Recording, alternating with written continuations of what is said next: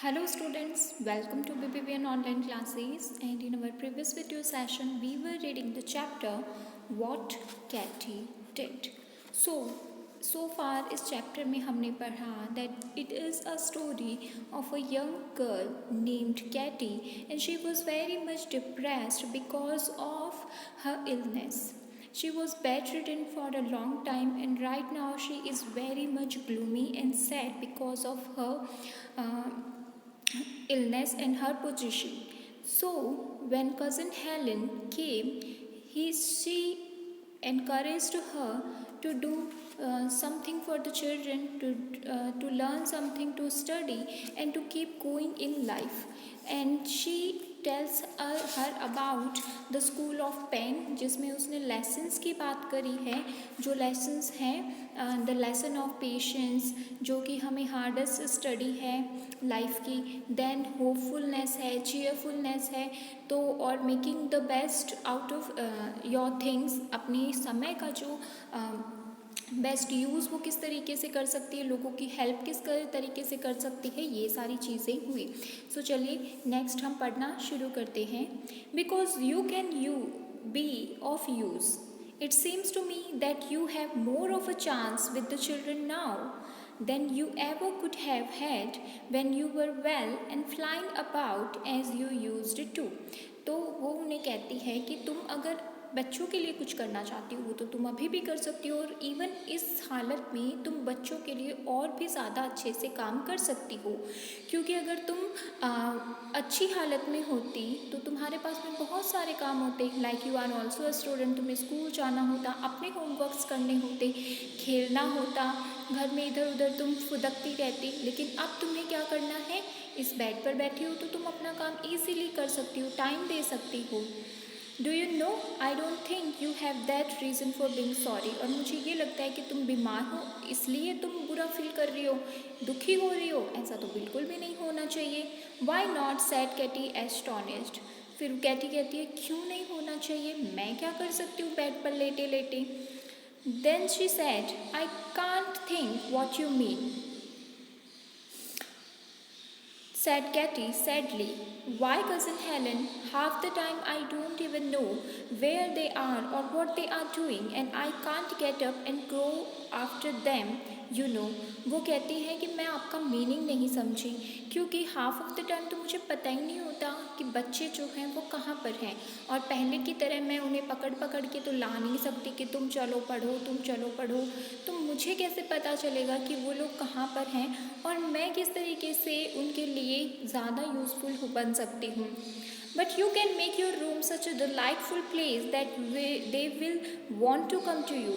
Cousin Helen इसके लिए कहती है कि अगर तुम अपने रूम को इतना सुंदर, इतना प्यारा बना लोगी तो वो तुम्हारे पास बिल्कुल आएंगे, क्योंकि बच्चे कहाँ पर जाते हैं जहाँ पर उनका मन लगता है. Don't you see, a sick person has one splendid chance, she is always on hand. तुम्हें नहीं पता कि जो बीमार व्यक्ति होता है उसके पास में एक बहुत सुनहरा चांस होता है, और वो ये कि वो हमेशा अवेलेबल है, आप कभी भी उससे मिलने जा सकते हैं, वो फ्री होता है. Then everybody who wants her knows just where to go. कोई भी इंसान जो कि आपको जानता है, आपसे मिलना चाहता है, तो उसे पता रहता है कि आप उसको कहाँ पर मिलेंगे. If people love her, she gets naturally to be the heart of the house. और अगर लोग उसको पसंद करते हैं तो वो उस घर का दिल बन जाती है, जिसको भी जब भी फुर्सत होती है वो उसके पास में बात करने के लिए पहुँच जाते हैं. तो कज़न हेलन कहती है अगर तुम अपने रूम को इतना सुंदर बनाओगी तो लोग भी तुम्हारे पास में आएंगे. Once you make the little ones feel that your room is the place of all others to come to when they are tired or happy or grieved or sorry about anything. जब तुम अपने छोटे बच्चों को ये एहसास दिलाओगी कि तुम्हारा रूम एक ऐसी जगह है जहाँ पर वो कभी भी आ जा सकते हैं, चाहे वो खुश हैं, चाहे वो थके हुए हैं, चाहे वो दुखी हैं, किसी भी हालत में अगर वो तुम्हारे पास में आना चाहें तो आ सकते हैं. That the Katy who lives there is sure to give them a loving reception. उन्हें ये पता होना चाहिए कि कैटी जो उस रूम में रहती है वो हमेशा उनके वेलकम के लिए तैयार रहेगी. The battle is won. तो तुम ये युद्ध जो है, ये वॉर जो है वो जीत जाओगी. For you know, we never do people good by lecturing. क्योंकि तुम्हें तो पता ही है हम लोगों का अच्छा केवल लेक्चर दे के नहीं कर सकते, केवल भाषण दे के नहीं कर सकते. Only by living their lives with them. हम केवल उनका दुख तभी बांट सकते हैं जब हम उनकी ज़िंदगी को उनके साथ में जिए. And helping a little here, और उनकी ज़रूरत पड़ने पर थोड़ी मदद कर सके. एंड अ लिटिल देयर, यहाँ वहाँ उनकी मदद कर सके. इट मीन्स अगर वो फिज़िकली हमारी हेल्प चाहते हैं तो हम वो कर सके, मेंटली चाहते हैं तो वो कर सके, सलाह चाहते हैं तो वो कर सके. केवल लेक्चर देने से कोई हमारे पास में नहीं आएगा. Only by living their lives with them and helping a little here and a little there to make them better, ताकि हम उनको अच्छा बना सके. It means उनकी वरीज जो है वो कम कर सकें. And when one's own life is laid aside for a while, as yours is now, that is the very time to take up other people's lives. और एक इंसान जो अपनी लाइफ को एक बार एक तरफ रख दे और दूसरों की लाइफ में इंटरेस्ट लेकर जिए, जैसे कि अभी तुम्हारी लाइफ है, तुम अपनी लाइफ में अभी प्रोग्रेस नहीं कर सकती, तो बेटर है कि तुम दूसरों की लाइफ को अच्छा बनाओ, सुनहरा बनाओ. As we can't do when we are scurrying and bustling over our own affairs. और ये काम हम कब नहीं कर सकते? जब हम अपनी ही परेशानियों में उलझे हुए रहते हैं, तो हमें वक्त नहीं मिल पाता दूसरों की परेशानी सुनने का या हेल्प आउट करने का. तो अब जब तुम बीमार हो तो तुम आराम से लोगों की हेल्प कर सकती हो. But I didn't mean to preach a sermon. I am afraid you are tired. लेकिन मैं एक ऐसे इंसान को पढ़ाना या सिखाना नहीं चाहती जो कि बुत बन के मेरे सामने बैठा रहे. मुझे लगता है कि तुम अब थक गई हो. No no, I am not a bit, said Katy, holding cousin Helen's hand tight in hers.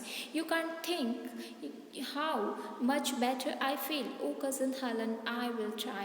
और इस पर कैटी कहती है कि नहीं नहीं, मैं बिल्कुल भी टायर्ड नहीं हूँ. आप तो सोच भी नहीं सकती कि आपने कितनी अच्छी सीख है, कितना अच्छा मुझे फील करवाया है अभी, और जो बातें आपने कही है वो ज़रूर मैं अपनी लाइफ में ट्राई करूँगी.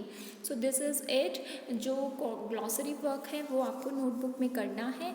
And let us just quickly discuss the question and answers. So, the first question is answer this question with reference to the context. जो लाइन्स दी गई हैं उसी के अकॉर्डिंग हमें कुछ क्वेश्चंस पूछे जाएंगे जिनके हमें आंसर करने हैं. तो first is that class has ever so many teachers. Who said this and to whom. ये जो लाइन है जो इन्वर्टेड कॉमास में लिखी गए हैं वो किसी के वर्ड्स हैं, कोट किया गया है यहाँ पर, तो वो किसके वर्ड हैं. So aunt cousin Helen said the words to Katie. ये वर्ड्स जो हैं वो कज़न हेलन ने कैटी से कहे हैं. What is the class being referred to here. यहाँ पर क्लास से क्या मीनिंग है? सॉरी, क्लास लिखा गया है, ये क्लास है. The class is that of the lesson of hopefulness. Class का मीनिंग क्या है? एक ऐसा लेसन जो हमें आशा रखना सिखाता है, यानी कि होपफुल रहना चाहिए हमेशा.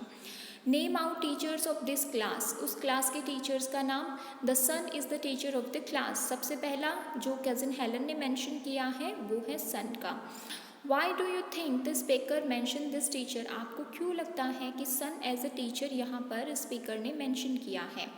Cousin Helen mentioned the sun as a teacher of hopefulness because she wanted Katy to roll up the blinds in her room that she kept shut tight. क्योंकि वो चाहती थी कि वो ब्लाइंड्स जो हैं कैटी खोल दे जो कि उसने बंद कर रखे हैं ताकि रोशनी जो है वो अंदर आए. The second question is isn't it horrid. Who said this and to whom. ये वाले जो वर्ड्स हैं वो किसने कहे हैं और किससे कहे हैं. Katie said these words to cousin Helen. ये वर्ड्स जो हैं वो कैटी ने कहे हैं कज़न हेलन से. द सेकेंड क्वेश्चन इज जो कि इसी पर बेस्ड है. What was the horrid thing mentioned by the speaker. यहाँ पर हॉरिड थिंग जो है वो क्या है. Katie refer to her sickly surrounding as horrid. जो उसने अपने रूम में एक बीमारी वाला जो सर्कमस्टेंसेस बना रखा है, पूरा सिचुएशन बना रखा है, उसको कैटी ने हॉरिड कहा है. Then the next question is why don't Clover and Cissy mind much at being kept away from Katie's room. Clovers और सिसी जो कैटी की तरह ही उस घर के बच्चे थे, उन्होंने इतना ज़्यादा माइंड क्यों नहीं किया जब उनकी आंट जो है उन्होंने कहा कि तुम कैटी के रूम में नहीं जा सकते। Clover and Cissy not mind much being kept away from Cathy's room because her room was very gloomy and Cathy remained in-tempered most of the time, क्योंकि उसका रूम जो है वो देखने में बड़ा ही ग्लूमी लगता था, डार्कनेस थी, दुखी दुखी सा लगता था, और जब वो कैटी के पास में आते थे तो उसका टेम्पर जो है, उसका नेचर जो है वो भी अच्छा नहीं था, तो उन्होंने ज़्यादा कुछ खास इस पर ध्यान नहीं दिया। The second question is, what were the various things that cousin Helen noticed when she came for a visit?